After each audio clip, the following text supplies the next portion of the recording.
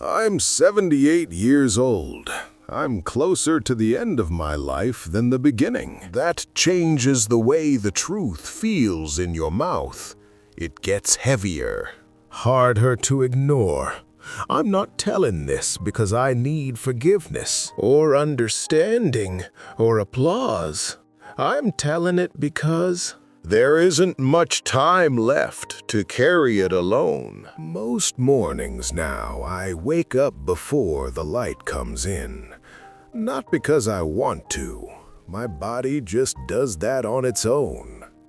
The house is quiet in a way that feels permanent, like it's decided this is how it will be until I'm gone. I sit at the small kitchen table, drink my coffee slowly, and listen to the refrigerator hum. That sound keeps me company more than people do these days. I didn't live a reckless life. I didn't run away. I didn't gamble everything and lose. That's part of what makes this harder to explain. From the outside, my life probably looked fine, responsible, steady. I worked, I showed up, I paid bills on time, I did what I was supposed to do. In my 20s and 30s, I believed deeply in doing the right thing. I believed that if I stayed busy, stayed useful, stayed dependable, everything else would fall into place. I took pride in being the one who didn't complain, the one who handled things, the one people could count on. I told myself there would be time later. Time for long conversations. Time for trips we talked about but never planned. Time to sit and listen instead of checking the clock. That phrase, later, followed me through most of my life. It sounded reasonable, responsible even. I got up early and came home tired. I ate dinners quickly. I missed things, but never anything dramatic enough to feel like a mistake in the moment. A school play here, a birthday dinner there. I always had a reason. Overtime, deadlines, being needed somewhere else. People were patient with me at first. They stopped being patient quietly. I remember my wife asking me once, years ago, if we could just sit on the porch together for a while. I told her I would after I finished one more thing. I can still see her nod, like she understood. I never went out there that night, or the next, or most nights after that. Back then, I thought love was something that waited, something sturdy enough to pause and resume. I didn't know it could thin out slowly, like fabric worn down by washing, until one day you realize it doesn't keep you warm anymore.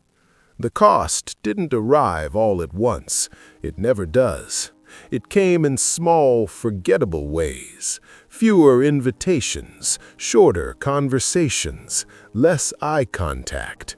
The house getting quieter long before anyone moved out or passed away. I didn't notice when my kids stopped telling me things unless I asked directly.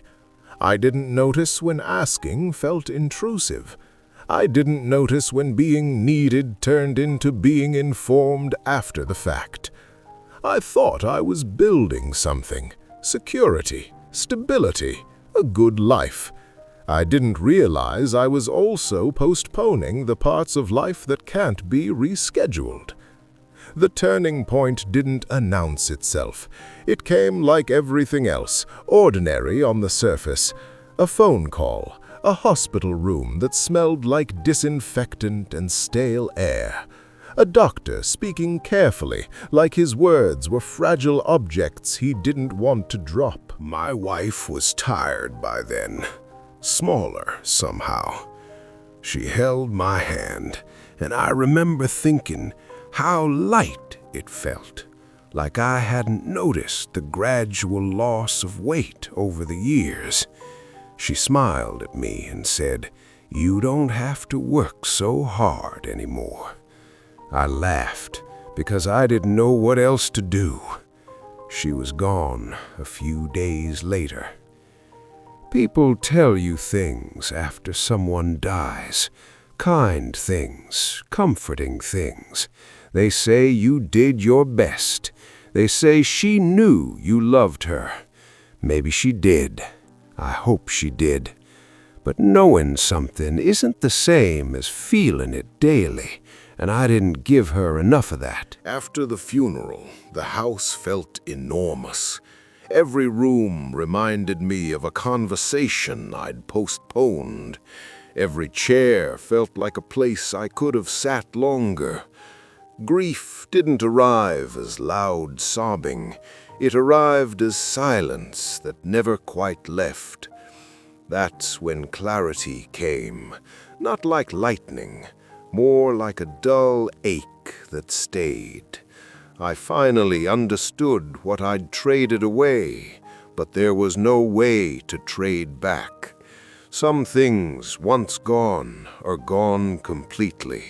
Not damaged, not resting, finished. I can't go back and hear my wife tell the same story twice because she liked how it ended. I can't walk my kids to school again or notice the way they talked too fast when they were excited. I can't fix the spaces I left empty while standing right there. I see my children now, occasionally. They're good people. They have their own lives, their own worries. They're kind to me, respectful. But there's a distance that politeness can't cross. We don't share memories the same way. We don't reach for each other instinctively. I used to think being remembered meant having my name spoken. Now I know it means being felt, and I wasn't felt as much as I thought I was. These days I take my time with things, not because I'm wise, but because there's nothing left to rush toward. I water the plants slowly. I sit with my thoughts, even when they're uncomfortable. I let the quiet settle instead of filling it. There are moments of gratitude, a warm cup of tea, sunlight moving across the floor, a phone call that lasts longer than expected. Gratitude doesn't erase regret. They sit together, side by side. Loneliness isn't always about being alone.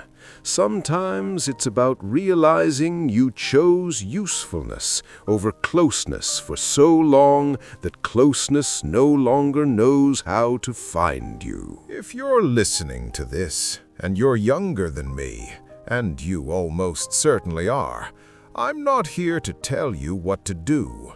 I wouldn't have listened anyway. I know how convincing duty can sound. How noble delay feels when everyone praises your discipline. I just want you to know that time doesn't announce when it's running out. It doesn't tap you on the shoulder and say, "This is the last normal Tuesday you'll have with this person." It lets you believe you're safe to wait. The things that matter most don't survive neglect, even when the neglect is unintentional, especially then. If this meant something to you, if it stirred something uncomfortable or familiar, you don't have to act on it dramatically. Just notice it, sit with it. That alone might be enough. As for me, I'll keep waking up early. I'll keep listening to the house breathe. I'll keep telling the truth, even if there's no one left who needs to hear it. This is what truly matters. I just wish I had learned it while there was still time to live it.